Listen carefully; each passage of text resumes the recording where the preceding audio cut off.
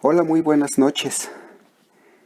Quiero que hagamos una oración dándole gracias a Dios por su amor y por su misericordia. Vamos a inclinar nuestro rostro en reverencia y respeto a Dios y darle gracias.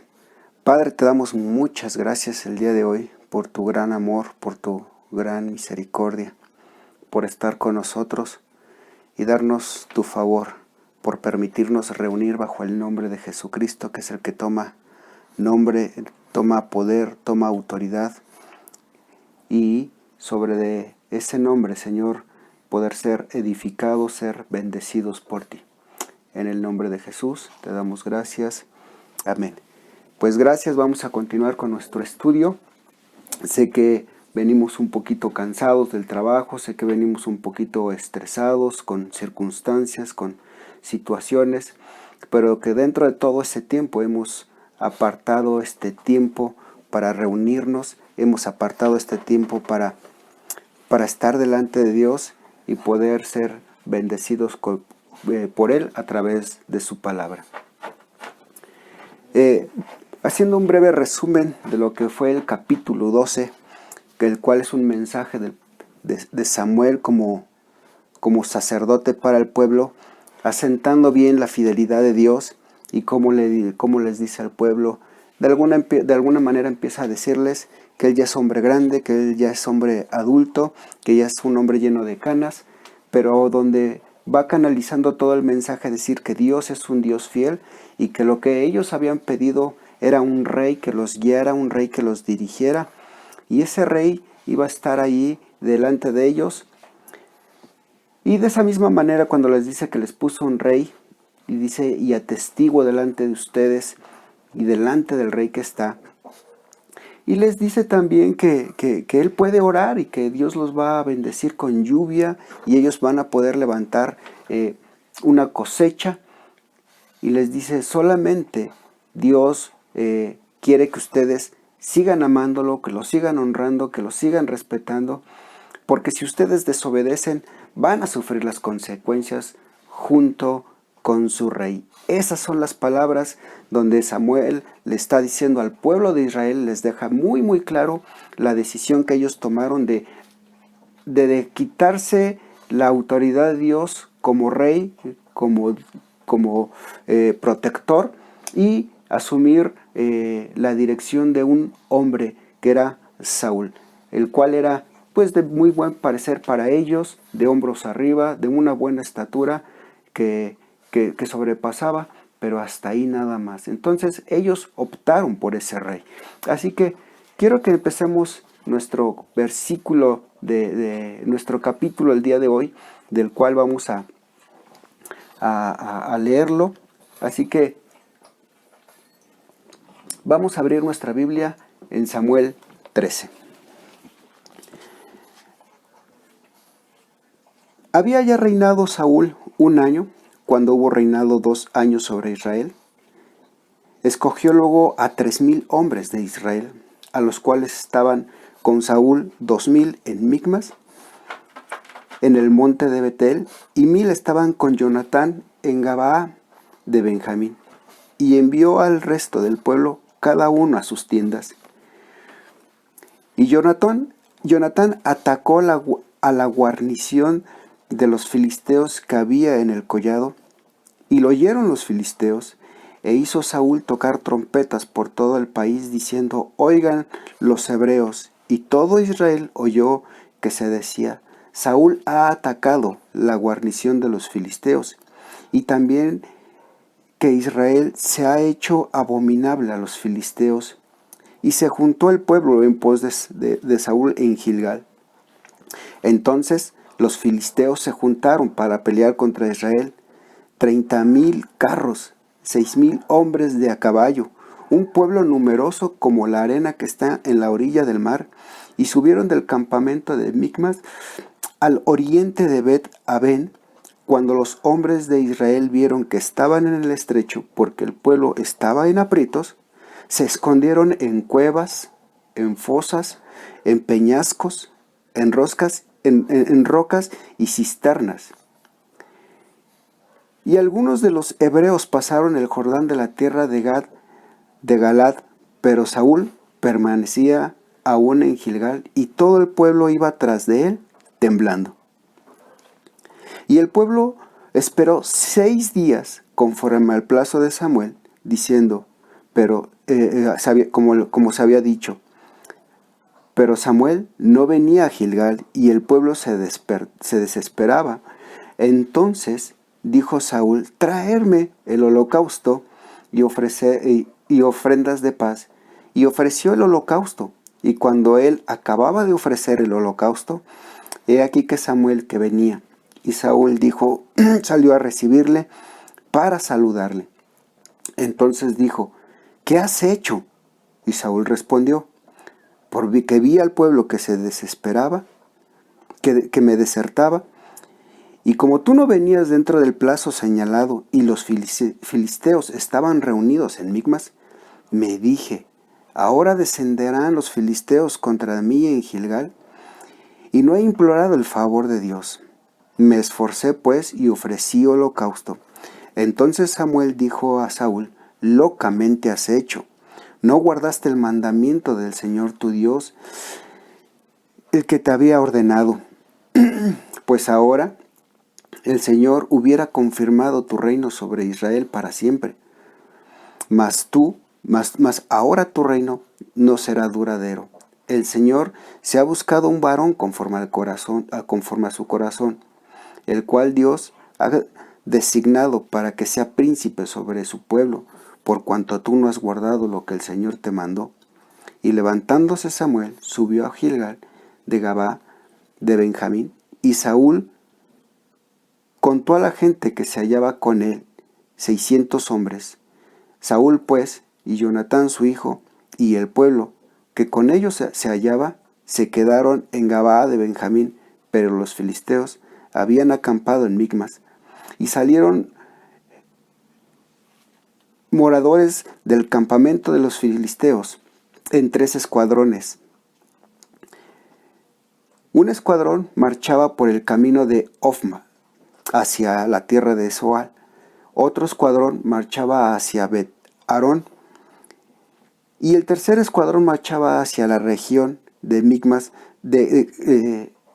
hacia la región que mira al valle de Seboín, hacia el desierto. Y en toda la tierra de Israel no se hallaba herrero, porque los filisteos habían dicho: para que los hebreos no hagan espada o lanza.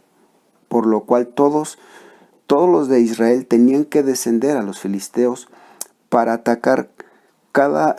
afilar cada uno la reja de su arado, su asadón, su hacha o su hoz, y el precio era 1 pin por la reja del arado y por los asadones, y la tercera parte de 1 siclo para afilar la hacha, y por componer las aguijadas. Así acontecía en que cada día de la batalla no se hallaba no se halló espada ni lanza en la mano de ninguno del pueblo que estaba con Saúl y con Jonatán, excepto Saúl y Jonatán, las que tenían, y la guarnición de los filisteos avanzó hasta el paso de Micmas. Ok, vamos a ver estos primeros versículos. Saúl ya establecido como rey. Aquí ya hay de una forma establecida un ejército. Ya lo vemos más estable. Entonces, aquí dice que él ya había reinado unos años sobre Israel, que 2000 hombres se quedaron con Saúl y 1000 con Jonatán, su hijo, y que Jonatán fue el que atacó, es decir, que andaba haciendo un rondín, que estaban montando una guardia, estaban tomando precauciones ellos, y de una manera se encontraron a este escuadrón del ejército de los filisteos y dice que lo atacaron. Entonces en esos momentos hacen sonar la trompeta y empiezan a decir que Saúl fue el que atacó. Pero desde ahí empiezan mal las cosas, ¿no? Desde ahí empiezan ya mal las cosas para Saúl. ¿Por qué? Pues porque Saúl no fue el que atacó al pueblo de los filisteos, al ejército de los filisteos.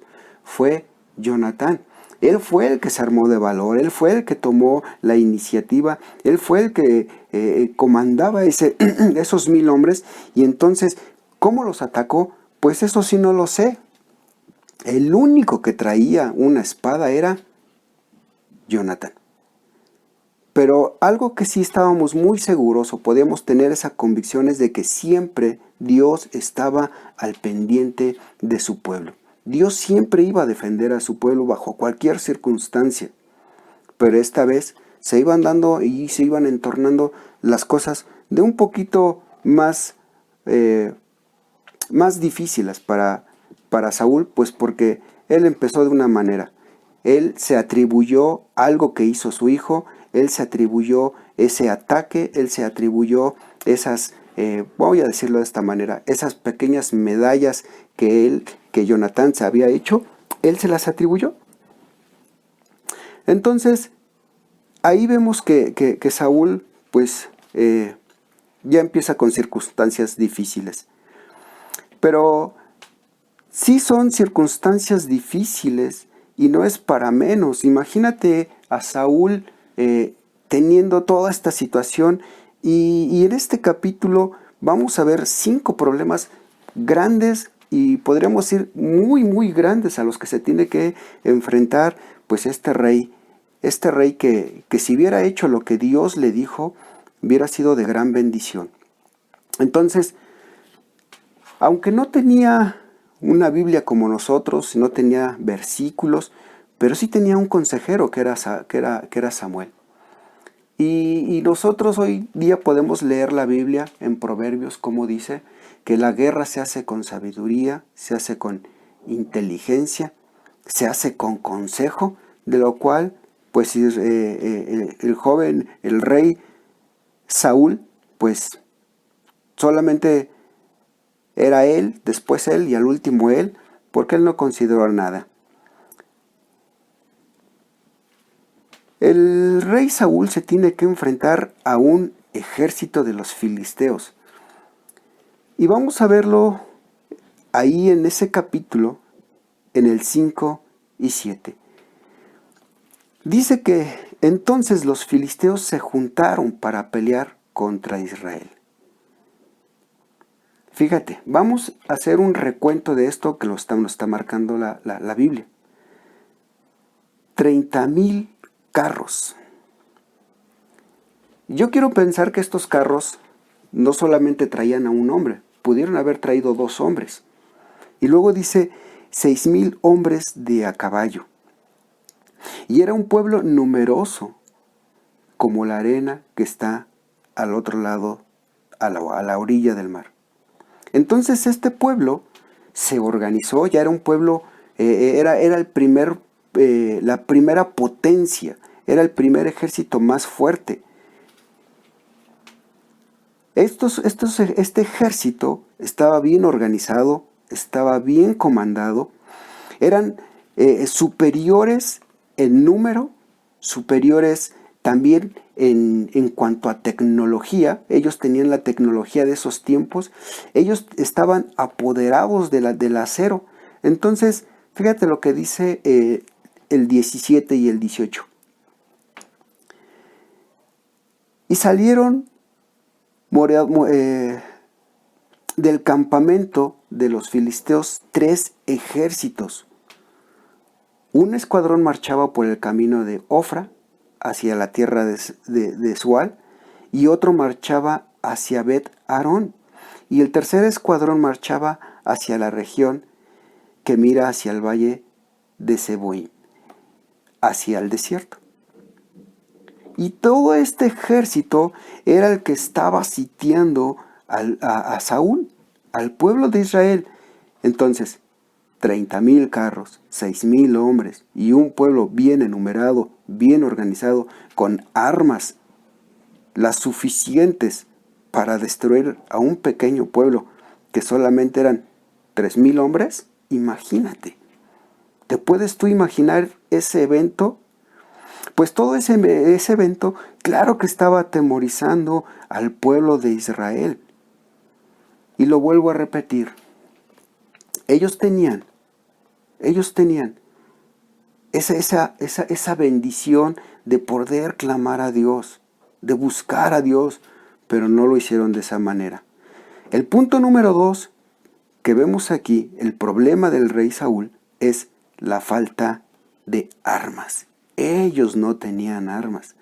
Solamente Saúl, solamente Jonatán, que iban a hacer 2 armas contra 30,000, contra 6,000 hombres de a pie, que iban a hacer 2 armas contra carros, con 30,000 carros. ¿Qué es lo que podía pasar? Fíjate lo que dice aquí, dice, y en toda la tierra de Israel no se halló herrero, porque los filisteos habían dicho, para que los hebreos no hagan espada o lanza. Por lo cual, todos los de Israel que descendieron hacia los filisteos para afilar. Ahora, ¿tú crees que el pueblo de los filisteos le iban a afilar de una manera bien hecha sus armas? ¿Tú crees que les iban a dejar bien afiladas sus espadas? ¿Tú crees que les iban a dejar bien afiladas sus azadones? ¿Tú crees que les iban a dejar bien afilados su herramienta? Claro que no, pues porque decían, ¿cómo les vamos a dejar un arma de punzocortante que nos pueda atacar a nosotros mismos? Entonces, yo quiero pensar que hasta en eso estos filisteos les hacían un pequeño, pues, chanchullo, como es una palabra ahí que utilizo, les hacían chanchullo al pueblo de Israel. Entonces, pues, no les dejaban las armas bien hechas. Pero sin en cambio este pueblo estaba apoderado de todo el acero, estaba apoderado de todos los metales, para que los pueblos de Israel no pudieran hacer armas. Todos tenían que venir a él. Entonces, pues, desafortunadamente, pagarle todavía a estos hombres para que pudieran afilarles. El tercer punto que encontramos aquí, que es un gran problema para el pueblo de Israel, que la gente le desertaba. Dice, y él esperó 7 días conforme al plazo de Samuel que había dicho. Pero Samuel no venía y el pueblo desertaba. El pueblo se le estaba yendo, el pueblo estaba viendo.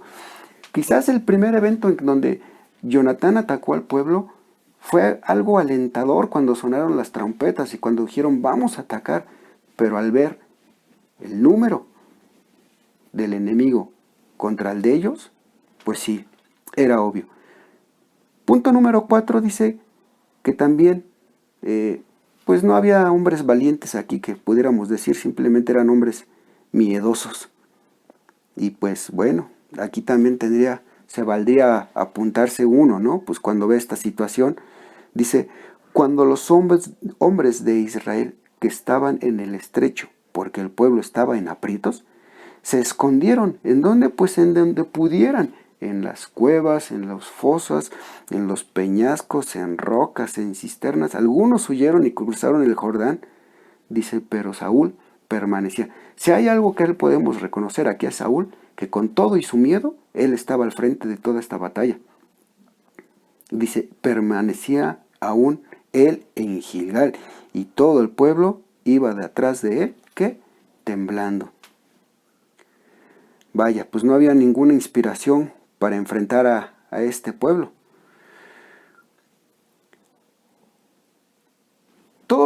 Estos 4 puntos son difíciles, son circunstancias muy abrumadoras, mas sin en cambio el quinto también. El sacerdote no llega. El sacerdote no llega.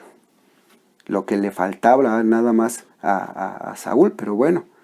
Dice, y él esperó 7 días, del cual cada día pudo haber sido una eternidad, momento a momento, minuto tras minuto. Cada vez miraba el reloj, Cada vez pudo haber mandado a un hombre a subir a ver si venía y encontraban a Samuel en el camino, y todos los días, todo momento, en todo tiempo, dice que no se apareció el profeta, el sacerdote Samuel. Pero Samuel no venía a Gilgal y el pueblo se desalentaba. A lo mejor había reproches en cuanto a Saúl. Oye, ¿y el sacerdote? Oye, ¿y a qué hora va a llegar? Oye, ¿y si va a venir? Oye, ¿y si te confirmó? Entonces, todo esto vino a desanimar al pueblo de Israel. Y entonces dijo Saúl, tráeme el holocausto y la ofrenda de paz. Y ofreció el holocausto, y cuando él acababa de ofrecer el holocausto, he aquí Samuel que venía. Cuando vio a Samuel que venía, y Saúl salió a recibirle para saludarle. Entonces Samuel dijo, ¿qué has hecho?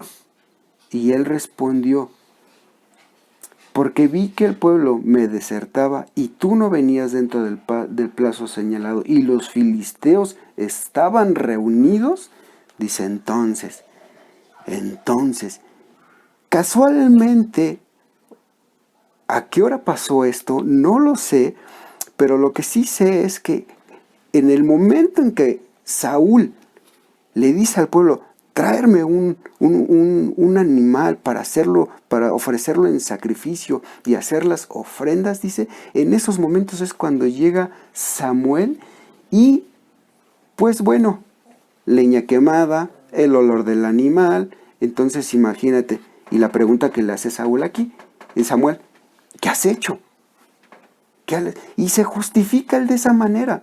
Empiezan las justificaciones ahora y le empieza a decir, porque vi que no venías, porque vi que el pueblo desertaba, porque vi que los filisteos estaban reunidos contra de mí. Yo lo hice de esa manera. Locamente has hecho, dice Samuel. Esta frase es muy fuerte, pero no podemos decir que Samuel la dijo en una manera de insultar a Saúl, que era un tonto o poco inteligente. Saúl desobedeció las órdenes divinas. Y fíjate, él hizo dos cosas hizo dos desobediencias aquí.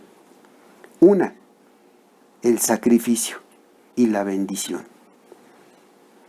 Él lo que hizo aquí, algo que Dios había establecido era, cada quien tenía que hacer su función. El rey gobernar y dirigir al pueblo, y el sacerdote bendecir y ser ese mediador entre el pueblo y Dios para poder hablar. Mas sin en cambio, Samuel hizo las dos cosas. Él ofreció el sacrificio y él hizo la bendición.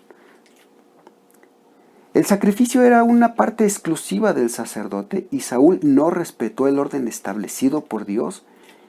Por eso es que cuando él se apresura a salir y saludar a Samuel, también está desobedeciendo el orden divino que se había dicho.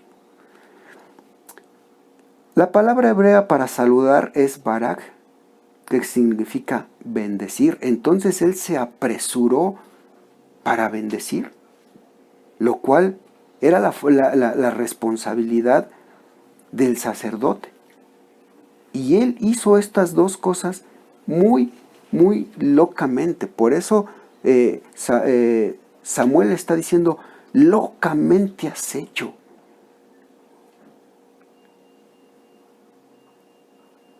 Este hombre empezó con principios de rebeldía en su corazón.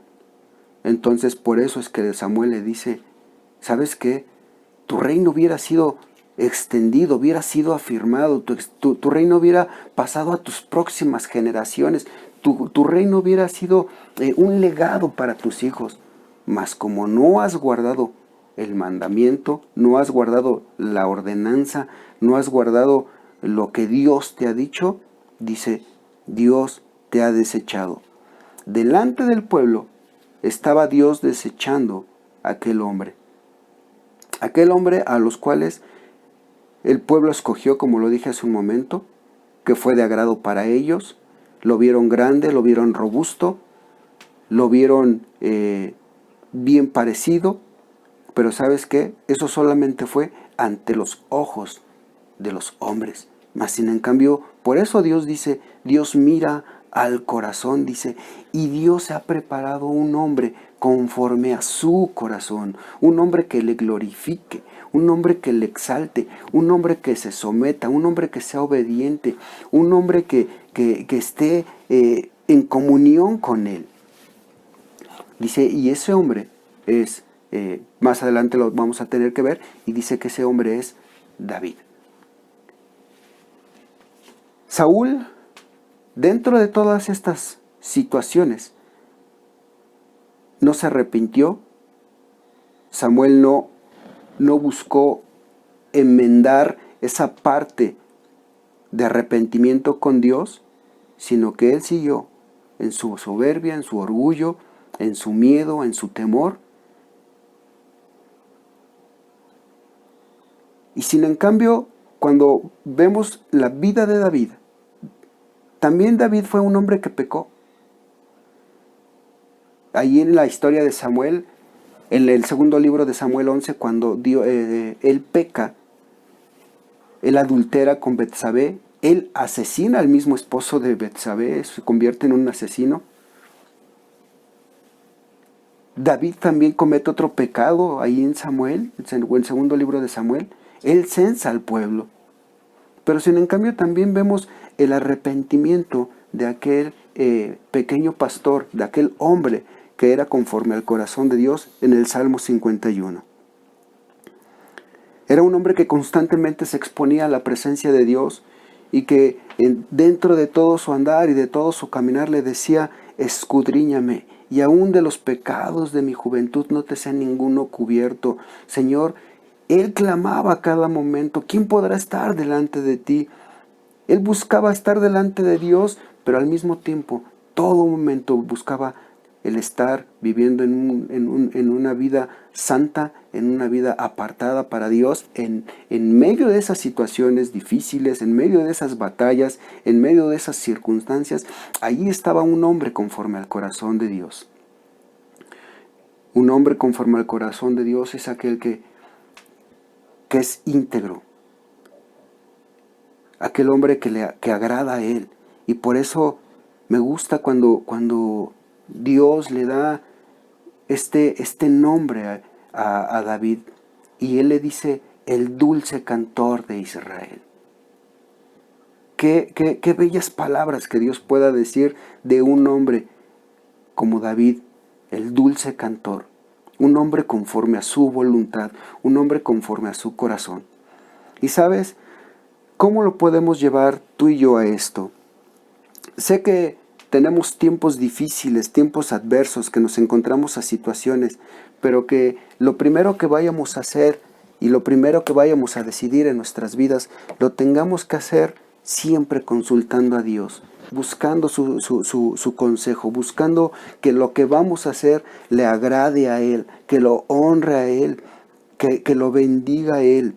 Por eso Filipenses dice, pensar en todo lo bueno, todo lo honesto, todo lo puro, todo lo que sea de buen hombre, en eso, todo lo que exalte a Dios. Y eso le va agradando a Dios. Cuando nosotros tomamos ese tiempo para considerarle en nuestras vidas, en nuestros consejos y en nuestras decisiones, cualquiera que sea, en un trabajo, aún para poder empezar una relación sentimental, para hacer negocios, para lo que tengamos a hacer. Por eso quiero hacer este paréntesis, regresándome un poquito cuando dice y Saúl vio, y vi y me esforcé. ¿Sabes? Es lo que luego nos llega a pasar a nosotros como hombres. Yo creo, yo opino, yo siento, y ¿sabes qué? Esos sentimientos, ese sentir, ¿está de acuerdo a la voluntad de Dios? ¿Está conforme al plan de Dios? Algunas veces yo llegué a escuchar que decían, a mí se me ocurre era lo mismo que decía Saúl. Vi. Yo siento que. ¿Y sabes qué? A veces nada más somos hombres que tenemos ideas y que las dejamos en los hombros de otros, que nosotros no las ejecutamos. Por eso, siempre consideremos a Dios. Dios, aun cuando lleguemos a pecar, y con esto no estoy diciendo que puedes pecar de una manera deliberada, lo que estoy diciendo es que cuando lleguemos a pecar de una manera inconsciente, de una manera no a propósito, pero cuando nos arrepentimos, cuando buscamos el perdón de Dios, la santidad de Dios, la dirección de Dios, Dios se lo dijo muy muy claro al pueblo de Israel. Aunque ustedes hayan buscado un rey, un hombre, nunca los dejaré de amar. Y aunque nosotros llegamos a veces a pecar, Dios nunca nos dejará de amar cuando nos arrepentimos y cuando buscamos de Él. Así que, cual sea la situación que hoy estemos viviendo, que podamos primeramente considerar a Dios. Y si no lo hemos considerado, que nos arrepintamos, que le pidamos perdón y nos volvamos a Él. Así que quiero invitarte a que cierres tus ojos y que podamos decirle al Señor: Señor, te damos gracias. Tú eres nuestro Dios, tú eres nuestro Rey, tú eres nuestra dirección, tú eres el que pelea por nosotros, Señor. Y aunque nuestras batallas no son luchas con armas, sino contra principados, contra potestades, contra huestes de maldad, Señor, tú siempre estarás al pendiente para pelear por nosotros, y no solamente pelear, sino tú, Señor, nos das la victoria cuando nos refugiamos en ti, cuando nos ponemos bajo tu cuidado y bajo tu protección, cuando tomemos consejo, Señor, y te damos las gracias por tu ser, nuestro Dios y nuestro Señor y nuestro Salvador. En el nombre de tu Hijo Jesucristo te damos gracias. Amén. Bueno, pues te doy las gracias por haber escuchado esta palabra. Yo espero que te haya dado dirección, y quiero darte una bendición, que Dios te ayude, que Dios te ilumine, que Dios te guarde, y mandarte un fuerte abrazo. Saludos y bendiciones.